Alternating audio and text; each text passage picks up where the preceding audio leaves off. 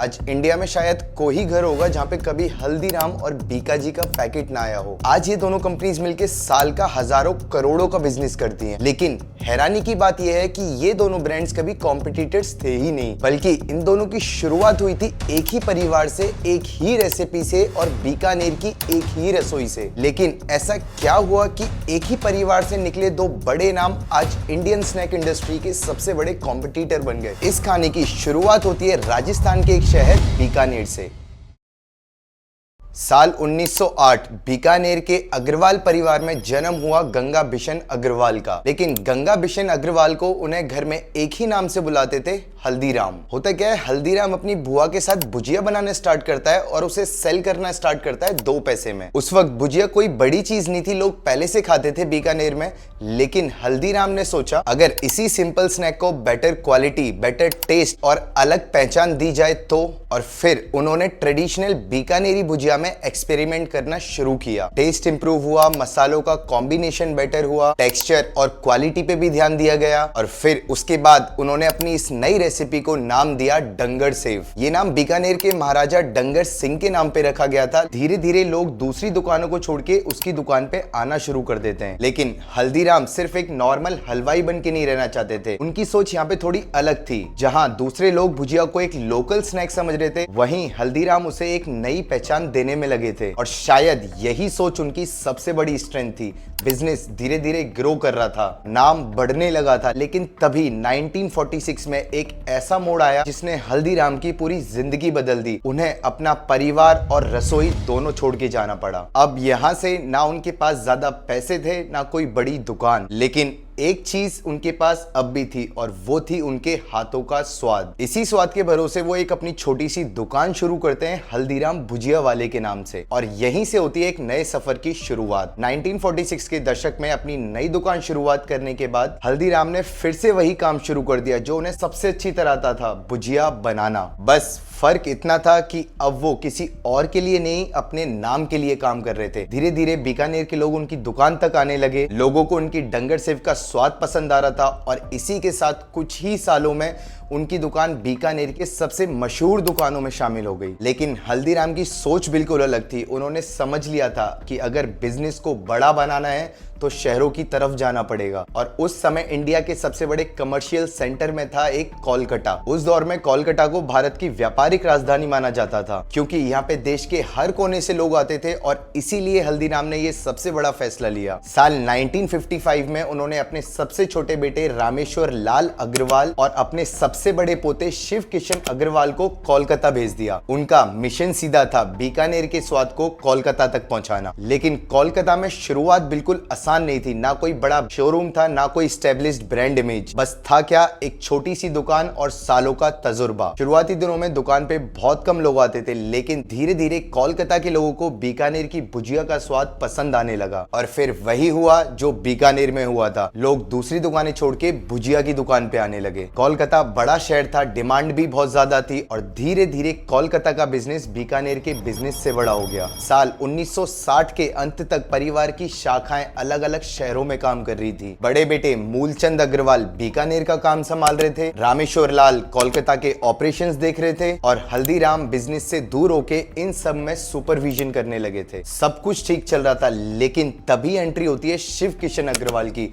उन्होंने कोलकाता में बिजनेस को बड़ा होते हुए देखा था। उन्हें लगता था हल्दीराम सिर्फ भुजिया बेच के नेशनल ब्रांड कभी नहीं बन सकता। और इसी सोच के साथ साल 1968 में शिव किशन ने एक बड़ा फैसला लिया। एक ऐसा फैसला जो हल्दीराम को नमकीन बिजनेस से इंडिया के सबसे बड़े रेस्टोरेंट और स्वीट्स बिजनेस में घुसा देगा। इसी के साथ उनका अगला डेस्टिनेशन था नागपुर। साल 1968 में शिव किशन नागपुर पहुंच गए, लेकिन उस टाइम नागपुर में भुजिया की कोई खास डिमांड थी नहीं। शिव किशन ने एक चीज नोटिस की कि नागपुर के लोग मिठाइयां बहुत पसंद करते हैं। बालूशाही, पेड़ा, लड्डू और मैसूर पाक जैसे स्वीट्स का मार्केट बहुत बड़ा था। लेकिन इसी के साथ कोलकाता के लोगों को नॉर्थ इंडियन मिठाइयों का ज्यादा एक्सपोजर नहीं मिला था। शिव किशन को ये अपॉर्चुनिटी नजर आई और उन्होंने भुजिया के साथ एक और प्रोडक्ट बेचना शुरू किया, काजू कतली। स्टार्टिंग में कस्टमर्स मिठाई को देखते लेकिन खरीदने में थोड़ा हेजिटेट करते थे। तो यहाँ पे शिव किशन ने एक सिंपल स्ट्रेटेजी अपनाई कि वो भुजिया के साथ कस्टमर्स को काजू कतली के फ्री सैंपल्स देते थे। और इसके बाद जैसा उन्होंने सोचा था बिल्कुल वैसा ही हुआ। एक बार जिसने मिठाई को टेस्ट किया वो दोबारा जरूर लेने आता था। इसी के साथ धीरे धीरे मेन्यू में और भी मिठाइयां जुड़ने लगी, जैसे कि रसमलाई, मलाई लड्डू और रसगुल्ला। लेकिन शिव किशन के प्लान्स अभी खत्म नहीं हुए थे। एक दिन वो नागपुर के एक रेस्टोरेंट में गए और वहां उन्होंने एक अजीब चीज नोटिस की कि रेस्टोरेंट्स में बस कुछ ही चीज मिलती हैं, जैसे कि इडली, डोसा, लेकिन सिर्फ 3-4 चीजें मिलने के बावजूद भी कस्टमर से रेस्टोरेंट हमेशा भरा रहता है। यहीं से शिव किशन के दिमाग में एक आइडिया आया कि अगर लोग रेस्टोरेंट में आकर खाना पसंद करते हैं तो हल्दीराम भी रेस्टोरेंट बिजनेस में क्यों नहीं उतर सकता। और इसी के साथ हल्दीराम ने अपना रेस्टोरेंट में कदम रख दिया।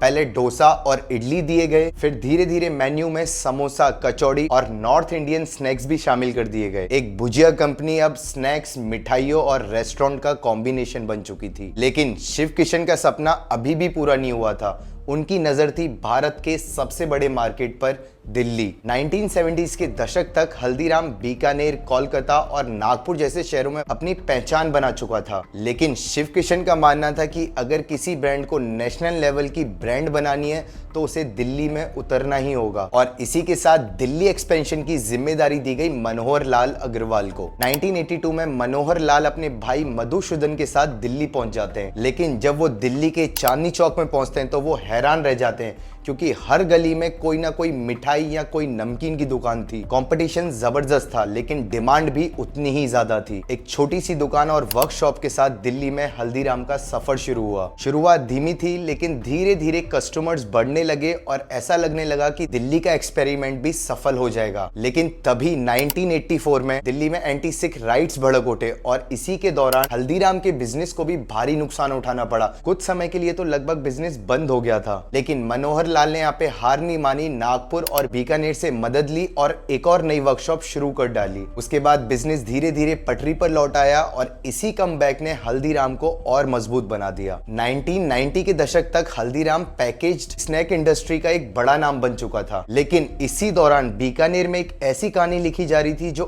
आने वाले सालों में हल्दीराम का कॉम्पिटिटर बनने वाली थी। और इस कहानी के बीच में थे शिव रतन अग्रवाल। दोस्तों, शिव रतन अग्रवाल मूलचंद अग्रवाल के बेटे थे और हल्दीराम के पोते थे। शिव रतन अग्रवाल हल्दीराम के ही मेंबर थे। इन्हें राजस्थान में बीकानेर वाला एरिया दिया गया था, जो कि काफी छोटा एरिया था, और इसी के चलते इन्होंने अपनी एक नई ब्रांड बनाने का फैसला लिया। और 1993 में उन्होंने एक नए ब्रांड की शुरुआत की, जिसका नाम था बीकाजी। ये नाम बीकानेर के संस्थापक राव बीकाजी के नाम पे रखा गया, ठीक वैसे ही जैसे हल्दीराम ने अपनी सेव का नाम डंगर सेव रखा था। शुरुआत में बीकाजी सिर्फ एक रीजनल कंपनी थी और मार्केट में उसके सामने बहुत बड़े बड़े नाम थे। उनमें से एक नाम था हल्दीराम। लेकिन बीकाजी ने यहाँ पे एक अलग स्ट्रेटेजी अपनाई। कंपनी ने बीकानेरी भुजिया को अपना फ्लैगशिप प्रोडक्ट बना दिया। पैकेजिंग पे ध्यान दिया गया और पैकेजिंग के साथ साथ उन्होंने मार्केटिंग स्ट्रेटेजी भी बहुत अच्छी अपनाई। उन्होंने उस समय फेमस एक्टर अमिताभ बच्चन को बीकाजी का चेहरा बनाया। धीरे धीरे डिस्ट्रीब्यूशन नेटवर्क को एक्सपेंड किया गया। बीकाजी राजस्थान से निकल के कई गल्फ कंट्रीज समेत इंटरनेशनल मार्केट में भी अपने प्रोडक्ट एक्सपोर्ट करने लगा। और आज